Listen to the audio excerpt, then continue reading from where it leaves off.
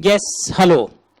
एक बार एक चीज और आपको जानना है, मैंने इन दिनों कई वीडियोस अपलोड किए थे सिक्योरिटीज लॉज फंडिंग से रिलेटेड, जहां आपने बहुत सारे अमेंडमेंट्स रिविजन्स देखे होंगे यूट्यूब चैनल पर if you have missed earlier. Now again today I will be talking about this particular portion, promoters contribution. तो ये सेबी आईसीडीआर हम पढ़ रहे थे, प्रमोटर्स कंट्रीब्यूशन, और सब हमारा पढ़ा हुआ था. कोई मेगा चेंज नहीं आया. Some changes in the months have taken place. Let us rectify in your notes. सबसे पहले, जैसा कि आप यहां पर रेगुलेशन 14 जब पढ़ते थे, मैं जो आपको बेयर एक्ट के रेगुलेशंस देता था, उसी अंश में आप देखोगे ऐसी कुछ बातें और भी थी. हमें जाना है लॉक इन वाले रेगुलेशन में. In your notes go to the lock in requirements. Sir मेरे पास आपके नोट्स नहीं है, मैं यूट्यूब पर आपके सेबी के क्लासेस को इन दिनों फॉलो करना शुरू किया हूं. कोई इश्यू नहीं है. आप इंस्टीट्यूट ने जो सप्लीमेंट्स आपको दिए होंगे उसमें भी 2022 में ये सब अमेंडमेंट्स थे एग्जाम के लिए रेलेवेंट. 2021 में अमेंडमेंट्स आए हुए हैं, तो मैंने वहां वाले पीडीएफ को भी इस गूगल लिंक में, गूगल ड्राइव में सेव कर दिया इस लिंक के साथ. तो whichever you want to follow.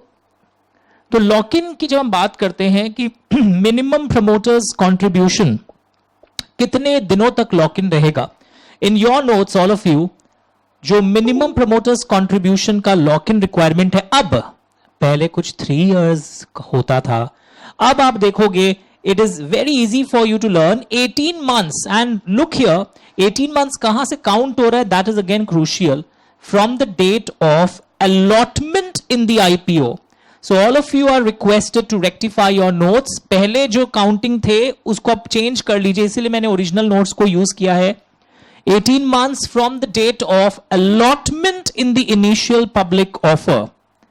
But आगे एक प्रोवाइजो क्लॉज इंसर्ट हुआ है, और प्रोवाइजो क्लॉज फिर से गजब बात बोल दिया कि कभी कभी वापस से 3 इयर्स हो जाता है. सर ये क्या हो रहा है? आप बोल रहे थे कि जो पहले मिनिमम प्रमोटर्स कंट्रीब्यूशन 3 इयर्स का कुछ चक्कर था वो हट के अब 18 मंथ्स हो गया है, एंड सर फिर से आप 3 इयर्स बोल रहे हैं.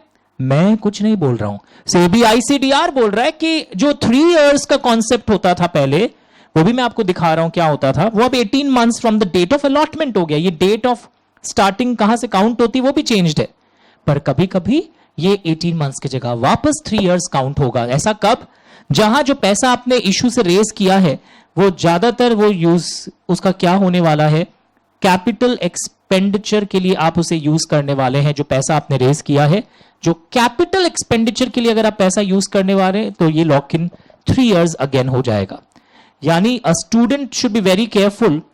18 मंथ्स पड़ा है, but sometimes again 3 years. So you have to be very very alert when you read the amendment.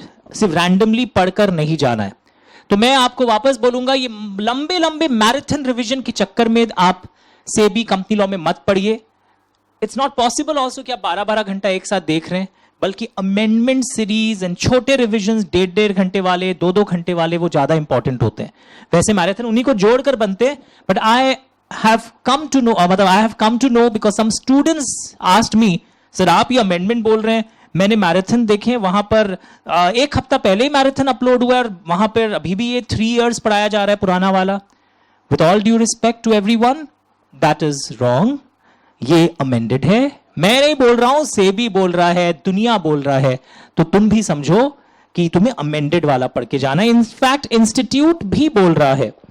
तो देखिए पहले क्या होता था, 3 years from the commencement of commercial production और the date of allotment whichever is letter.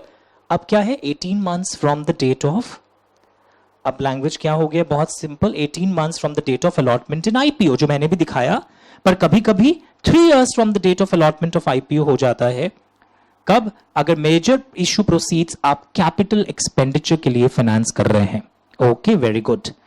Similarly मैं एक full page रख देता हूं, आप अगर चाहें तो एक स्क्रीनशॉट अपने मोबाइल से ले सकते हैं when you are viewing this.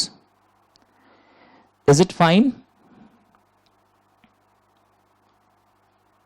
Similarly, अब आप देखेंगे एक और चेंज. बाकी सब सेम है जो आपने पहले भी पढ़ा था. Lock in of excess promoters contribution को लेकर एक चक्कर, ये क्या होता है, will just see to it, just a second. ये था मिनिमम प्रमोटर्स कंट्रीब्यूशन को लेकर। तो कहाँ अमेंडमेंट्स करना है आपने देखा अभी अभी, yes sir, I miss this particular page, सही है।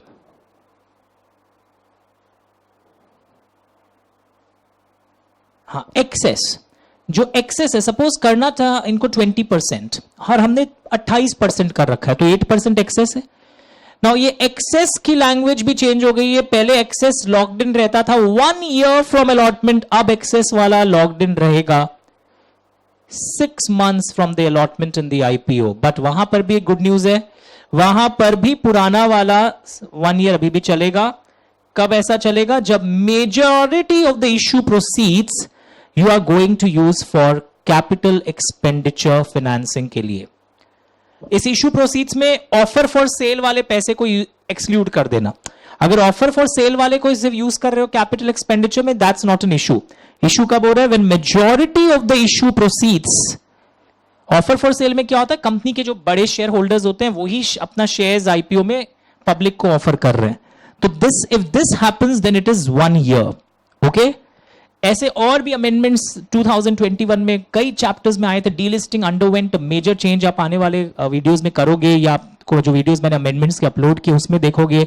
ईसॉप सर, ये सब कहां मिलेगा, प्लेलिस्ट कॉलम में amendments in securities laws, amendments in funding बोलकर अपलोडेड रहता है। आप जिस साल एग्जाम दे रहे हो उसके अनुसार रेलिवेंट चीज देख लीजिएगा। Okay, this is okay everyone. Sir एक और चीज बताइए, मैंने आईसीडीआर में eligibility norms for public issue में भी चेंजेस देखा है। सर अगर आप शॉर्ट में करना चाहें, आखिर प्रमोटर्स कंट्रीब्यूशन में लॉक इन क्या है सर? अब लॉक इन एक होता है मिनिमम प्रमोटर्स कंट्रीब्यूशन का, एक होता है एक्सेस अमाउंट का जो लॉक इन है उसका। तो जब मैं मिनिमम की बात करता हूं, now it is 18 months from allotment in IPO. Excess की जब मैं बात करता हूं, एक्सेस वाला 6 months from allotment in IPO. और यही 18 months, sometimes it is 3 years from allotment, it is sometimes 1 year from allotment. और ये sometimes वाले केस कब आते हैं, when majority of the issue proceeds you are going to use for financing capital expenditure, then this happens. Is it fine everyone? तो मैं assume कर रहा हूं कि ये amendment आप अपने notes में incorporate कर चुके होंगे और कुछ मेगा कॉन्सेप्चुअल चेंज कुछ नहीं हुआ है। तो कई बार हम पैनिक कर जाते हैं, अमेंडमेंट आ गया, सब कुछ चेंज हो गया, कुछ नहीं। Delisting, ESOP, share based benefits, LODR regulations, ये सारे में अमेंडमेंट्स हैं। आप आने वाले क्लासेस में देखोगे या यूट्यूब पर अपलोड हो चुका है, प्लेलिस्ट कॉलम को अभी देखिएगा। ओके ना, उसी तरह एक regulation number 6, eligibility norms for IPO. Sir change हो गया क्या? नहीं नहीं नहीं, वही है, थोड़ा सा एक हल्का सा चेंज है। अगर आपकी कंपनी सुपीरियर राइट्स वाले इक्विटी शेयर्स इश्यू करती है एंड वो अब आईपीओ लेके आना चाहती है ऑर्डिनरी शेयर्स का और लिस्टिंग करवाना चाहती है मेन बोर्ड पर, ओके, तो कई इसमें कंडीशंस होते हैं जो हम लोग देखे थे। फुल पेज करो एक बार। आपकी कंपनी इश्यू कर रखी है SR equity shares and now they want to be listed on the main board by IPO of ordinary shares. तो उसमें कई कंडीशंस होता है, पहले भी हम लोग देखे थे ऐसा कंडीशंस कब कब होता है, क्या क्या होता है। उसमें चेंज आया है आपके नोट्स के पॉइंट रोमन 2 में। Okay, the net worth of the superiorised share holders maximum 1000 crore हो सकता है। The net worth of the SR share holder will be max 1000 crore. तो ये जो लाइंस आपको दिख रहा है, ये लाइंस पहले इसकी लैंग्वेज कुछ और हुआ करती थी। अब the maximum net worth of SR share holder जो डिटरमिन करेगा रजिस्टर्ड वैल्यू, वो मैक्सिमम 1000 करोड़ होता था। पहले क्या था lines, the SR share holder will not be a part of the promoter group whose collective net worth is more than 500 crores. वो lines अब हट गया, मुझे प्रमोटर ग्रुप से मतलब नहीं है। The net worth of SR share holder can not be more than 1000 crore, बस ये याद रखना। ओके, अनदर सिंपल थिंग जो इसी में पॉइंट आया है, पॉइंट नंबर 5 इंसर्ट हुआ है। Point number 5, the SR equity shares have been issued full paid है, yes. The SR equity shares have been issued prior to the filing of the draft red herring prospectus. यानी जब तुम red herring prospectus अपने ordinary shares का ला रहे थे, उसके पहले से इश्यू हुए थे। SR equity shares have been issued and they have been held for at least 3 months, पहले से इनके पास होल्डिंग है 3 महीना पहले से, prior to the filing of red herring prospectus.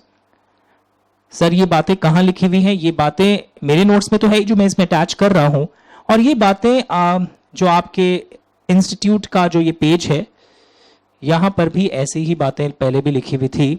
Yes, ये 26 अक्टूबर 2021 को अमेंडमेंट आया था। द एसआर इक्विटी शेयर्स के 2 पॉइंट्स है। The net worth should not be more than 1000 crores and the SR equity shares have been issued prior to the filing of draft red herring prospectus. वो तो सही है, and at least 3 months पहले वो issue किए गए थे, यानी कि पहले से इनको वो होल्ड कर रहे हैं, कम से कम 3 महीना पहले से, prior to the filing of red herring prospectus. Layout once. So what do you feel in ICDR? ये थोड़े से हल्के चेंजेस हैं जो मुझे लगता है एग्जाम में आ सकते हैं। उसके अलावा एलओडीआर के रेगुलेशन के changes already uploaded on the playlist column. 2 videos uploaded है, एक मेरे जो मैंने इसमें समराइज किया, और एक तो रवि सर ने जिसमें रिलेटेड पार्टी ट्रांजैक्शंस बहुत डिटेल में पढ़ाया है, वो भी अपलोडेड है। डीलिस्टिंग मैंने पढ़ाकर अपलोड किया है, नया रेगुलेशंस 2021 वाला। कोई अगर पहले ट्यूशन ले लिया बहुत आगे और अभी एग्जाम 4-5 साल बाद दे रहा हो, 23-24 जब भी, या शेयर बेस्ड बेनिफिट्स ईसॉप वाले भी मैंने रिकॉर्ड करके प्लेलिस्ट कॉलम में अपलोड किए। तो हमने छोटे छोटे अमेंडमेंट क्लास टॉपिक वाइज आपके लिए दिया है, so that whenever you want to watch a particular topic, आपको फुल डिटेल मैराथन नहीं देखनी पड़ेगी।